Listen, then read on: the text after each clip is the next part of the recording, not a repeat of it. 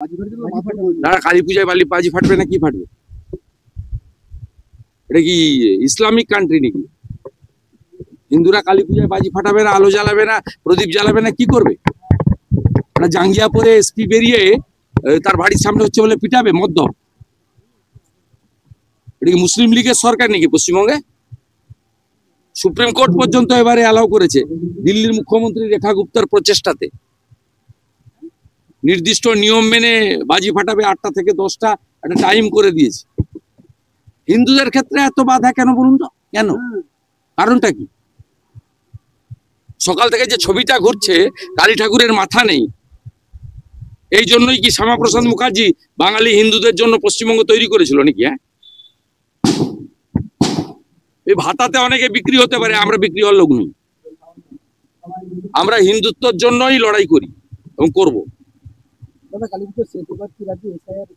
হ্যাঁ,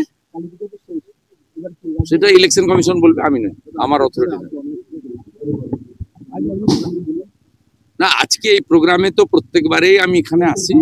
আজকে অন্নকূট উৎসব গোটা দেশব্যাপী হচ্ছে, পৃথিবীর সব জায়গায় হিন্দুরা যেখানে আছে করছে, এবং বিশেষ করে বিভিন্ন মঠ মন্দিরে আজকে গোমাতা সেবা, গোমাতা গোবর্ধন পুজো ইত্যাদিও হচ্ছে। এটা দামোদর মাস চলছে, কার্তিক মাস, সাথে আজকে বৈষ্ণব সেবাও রয়েছে।